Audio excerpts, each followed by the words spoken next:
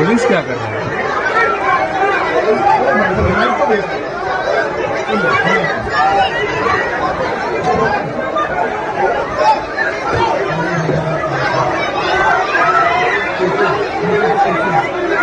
आदाब, नमस्कार, सत श्री अकाल। मैं अब्दुल कलाम, आप देख रहे हैं द कलाम न्यूज। आज सिविक सेंटर पे जैसा ये हंगामा इन्होंने करा है सत्ताधारी पार्टियों ने, बीजेपी और आम आदमी पार्टियों में जो दंगा हुआ, उसके कुछ जानकार हमारे साथ सोशल एक्टिविस्ट रिची लिथोरिया जी मौजूद हैं। उनसे हम इसके बारे में कुछ जानकारी आप लोगों को दिखा। Nirbhaya movement and India against corruption. जी बताइए जी। आज जो क्या नाम ये सिविक सेंटर में हंगामा हुआ, बीजेपी वालों ने भी केजरीवाल की पार्टियों से निगम पार्षद के चेयरमैन चुनाव पे जो हुआ, उसके बारे में कुछ बताएं सर। ये तो होना ही था। इस देश का जो नकली नैरेटिव जो चल रहा है, जो देश के अंदर हंगामा या घटिया क्वालिटी का जो राजनीति चल रही है, ये होना ही था। ये सारी की सारी पार्टियां, मैं रिपीटेडली बोलता आ रहा हूँ, ये सारी की सारी पार्टियां एक नंबर की चोर हैं।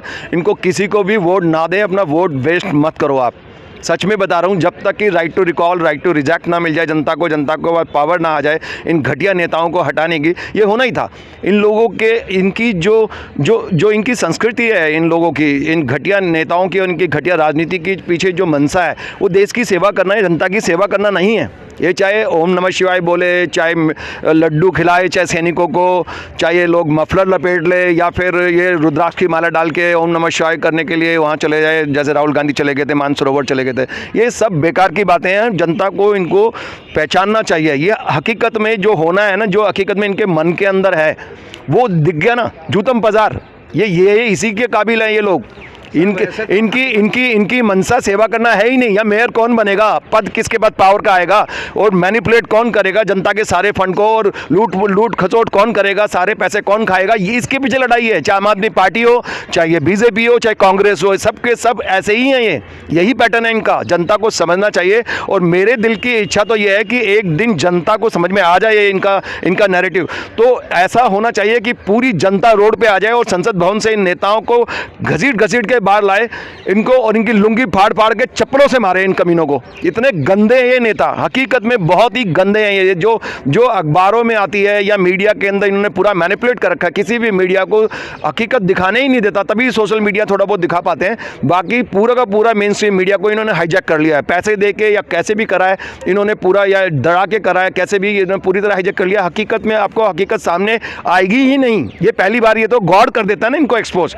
इन कमीने नेताओं को भगवान, खुदा, अल्लाह, गॉड जो ऊपर बैठा है, जो दुनिया को चलाता है, वो एक्सपोज कर देता है, इनको नंगा कर देता है। ये है हकीकत इनका चेहरा। आपने देख लिया, जनता को देखना चाहिए कि ये इनका हकीकत चेहरा है। ये सेवा नहीं है। कोई चाहे अपने आप को प्रधान सेवा बोले या चाहे कुछ भी सेवक बोले, ये सेवा नहीं करना चाहते। इनका हकीकत में इनकी नज़र पैसे पे है। एमसीडी के अंदर पैसा आता है डेवलपमेंट के नाम पे, और डेवलपमेंट का भी ड्रामा है। हकीकत में जनता, पूरे देश के अंदर 80-90% जनता तो भूखी मर रही है। यहाँ बिल्डिंगें बनाने से या फ्लाईओवर बनाने से होगा क्या? डेवलपमेंट का जो पूरा का पूरा गेम है वही झूठा है। ये पूरा नैरेटिव झूठा है। ये मीडिया के थ्रू आपको ज़बरदस्ती आपके दिमाग में घुसेड़ा जा रहा है, मेन स्ट्रीम मीडिया के थ्रू। डेवलपमेंट का क्या मतलब है यार? एक बात बताओ, कहाँ 80-90% जनता, आज की डेट में महंगाई इतनी हो गई है कि 80% जनता तो गरीबी रेखा से नीचे आ गई है भाई। मिडिल क्लास लोग खाना नहीं खा पा रहे हैं, तो अमीर कहाँ से हुए? वो पॉवर्टी लाइन से नीचे पहुँच गए हैं। मैं ये कह रहा हूँ, जी, जिस तरह से केजरीवाल सरकार में क्या नाम है, केजरीवाल सरकार विधानसभा में जीतने के बाद अपनी सरकार बनाई थी, और उसके बाद में दंगा कराया गया था दिल्ली के अंदर।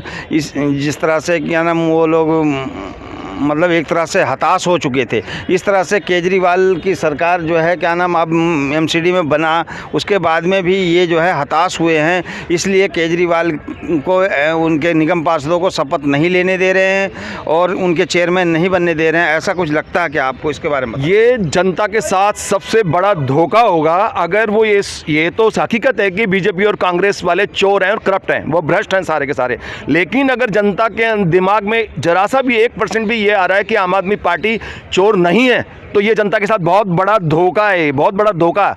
हकीकत में उन्होंने भी वही करना है, वही पैटर्न है सबका, इन सबका वही पैटर्न है कि पैसे के ऊपर नज़र है इनकी।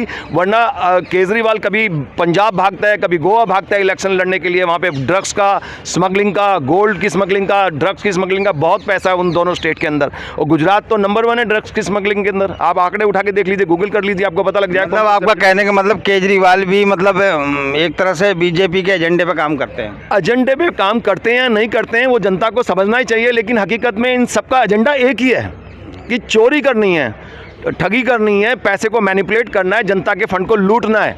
जीएसटी चाहे पूरे देश से आए, लेकिन आपको पता है पैसा कहाँ जा रहा है पूरे देश का? गुजरात जा रहा है। और इसी तरह से एमसीडी के पीछे क्यों लड़ने में मरने में तुले हुए हैं? क्योंकि एमसीडी में डेवलपमेंट का फंड आता है बहुत सारा, उसको ठिकाने लगाना है। वो किसके पास पहले आए, पावर किसके हाथ में आए, मेयर किसका बने, वो यही पहले से गेम, इलेक्शन खत्म होते ही गेम। आप देखते हैं ना एमसीडी के इलेक्शन का रिजल्ट निकला और जो उनके नेता थे बीजेपी के, उन्होंने बोल दिया मेयर तो हमारा बनेगा। मैं उन नेताओं के नाम नहीं लेना चाहता, आपको सबको पता है, अखबार में देख लीजिए।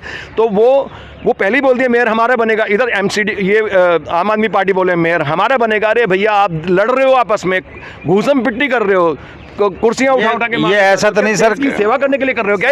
ये ऐसा आप देश की लड़ाई, क्या देश की सेवा करने के लिए? आप इतने बड़े संत बन गए, इतने बड़े भगत बन गए कि लड़ाई कर रहे हो, घुसम पिट्टी कर रहे हो देश की सेवा करने के लिए। मैं तो आई एम रियली अमेज्ड कि इतना ये आई एम शॉक्ड आल्सो कि देश की सेवा करने के लिए घुसम पिट्टी कर रहे हैं। इतने बड़े देशभक्त हैं ये लोग, ये तो सैनिकों से भी बड़े देशभक्त हैं।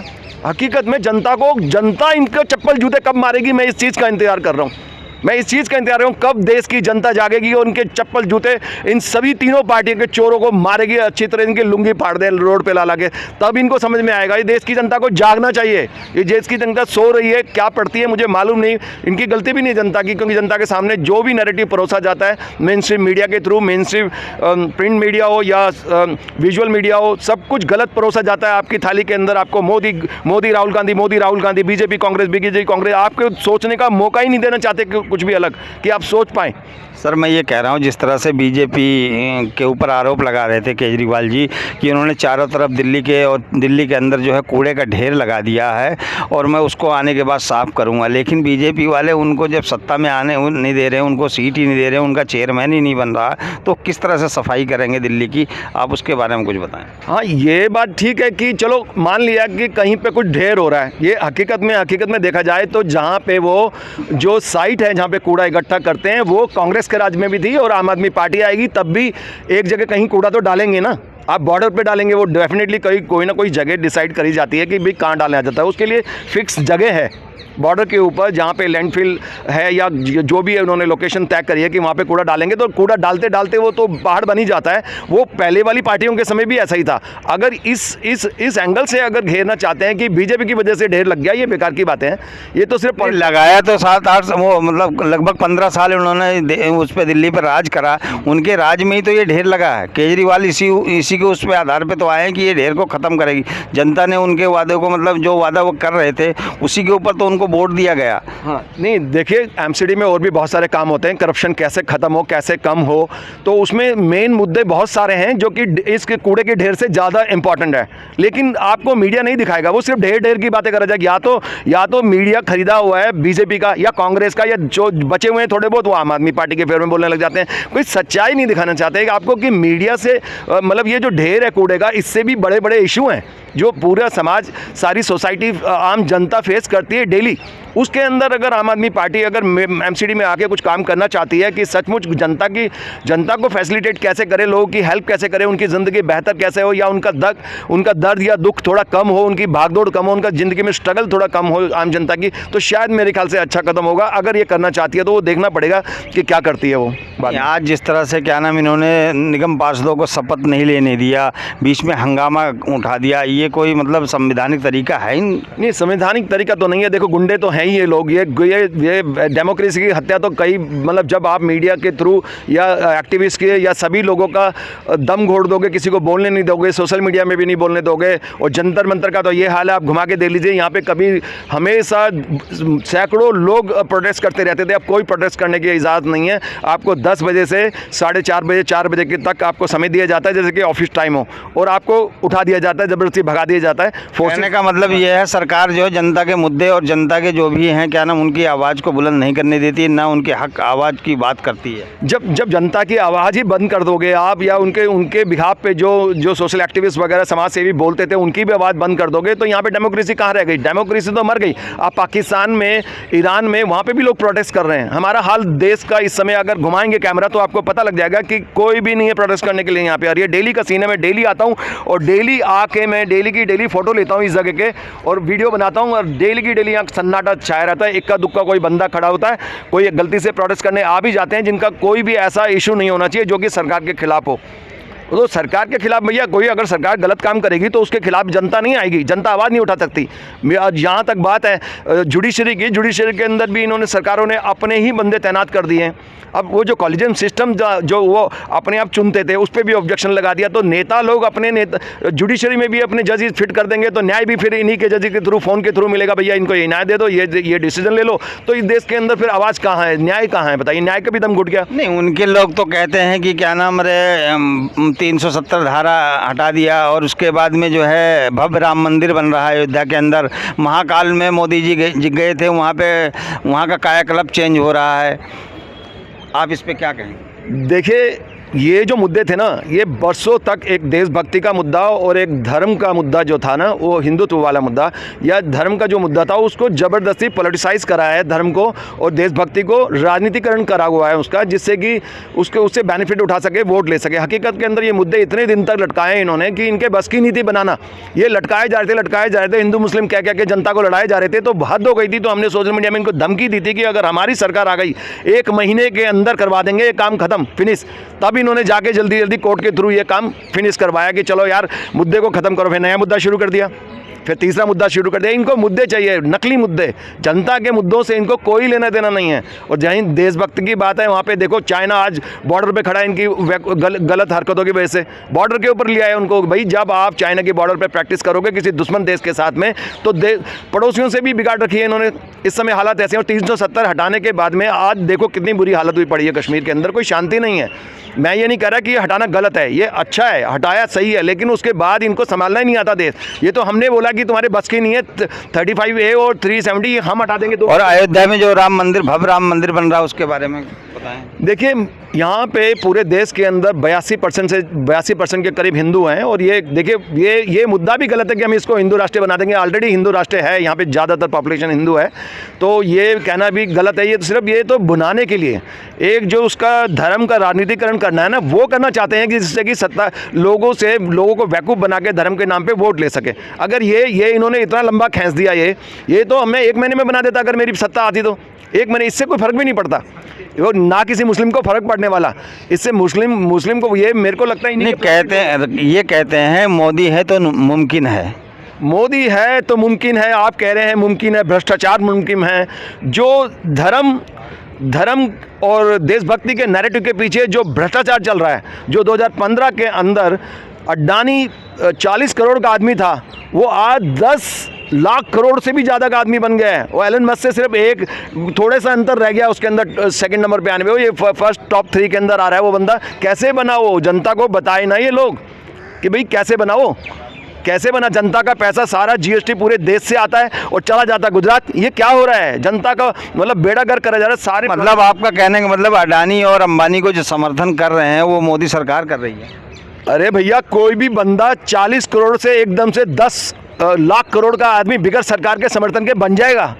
कि मैंने देखा एक आम आदमी बेचारा अगर दुकान खोल के बैठता है तो भूखा मर जाएगा। वो बोनी के लिए तरस रहा है आज की डेट के ऊपर। आप बात कर रहे हो कि वो बंदा 6-7 साल के अंदर इतना अमीर हो गया, 40 करोड़ से लेके वो बंदा 10 लाख करोड़ का बंदा बन गया। कैसे हुआ? सारा कोस्टल एरिया पूरे हिंदुस्तान का तीन तरफ कोस्टल एरिया, सारा का सारा कोस्ट लाइन उसको दे दिए, बंदरगाह उसको दे दिए हैं और एयरपोर्ट उसको दे दिए हैं, सब कुछ उसको कर दिया। सरकारी फंड से सारे बैंकों को मर्ज कर दिया, सारे पैसे इकट्ठे करके उनको दे दिए।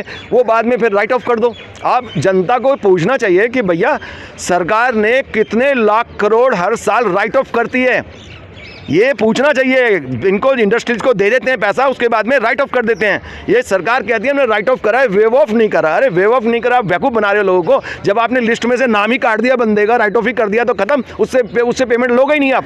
तो मतलब जनता के पैसे सारे कलेक्शन के, GST के, मेहनत के, उनके खून पसीने की कमाई पूरे कुछ इंडस्ट्रीज़ को देके, अपने चाहते इंडस्ट्रीज़, गुजरात के इंडस्ट्रीज़ को या इनके चाहने वाले इंडस्ट्रीज पूरे जो भी हैं, लिस्ट है इनकी, उनको देके वो अरबोपति खरबोपति बने जा रहे हैं और आम जनता भूखी मर रही है। उसको ना खाना है, ना तेल है, ना दाल है, ना कुछ है, महंगाई हो जा रही है। और आप कहने मोदी है तो मुमकिन नहीं, तो कहते हैं ये कहते हैं कि क्या नाम कुछ दिन में हमारे देश की हालत श्रीलंका जैसे हो जाएगी, तो इस पे आप क्या कहें? इससे भी बुरी हो सकती है, लेकिन एक हकीकत है कि मैं आपको एक चीज़ बता देता हूं कि ये देश मोदी नहीं चलाता है।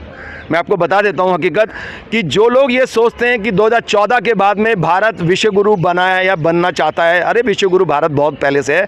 और जितनी भी बड़ी बड़ी पोस्ट के अंदर, फेसबुक के ऊपर हो या उसका पेप्सी की थी नूरी, या फिर कोई माइक्रोसॉफ्ट का था, कोई भी चीफ बनाया ना, सीईओ जो चीफ एग्जीक्यूटिव बनाया उन्होंने, या टॉप बॉस बनाया उन्होंने हैंडल करने के लिए पूरे इसको, वो 2014 से पहले ही बने हुए हैं।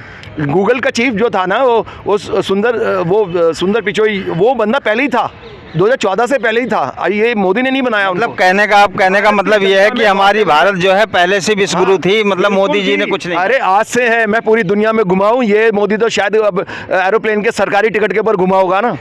मैं पूरी दुनिया घुमाऊं, वहाँ पे देश के लिए, हमारे इंडिया के लिए लोग रोते थे। आज से 10 साल पुरानी बात बता रहा हूँ, मोदी को तो आए भी 8 साल हुए हैं। रोते हैं इंडिया के लिए लोग, इतना पागल हैं इंडिया के लिए लोग, फॉरेनर इतना रिस्पेक्ट करते हैं इंडिया को, लगता है मोदी की वजह से करते हैं। Thank you sir, thank you.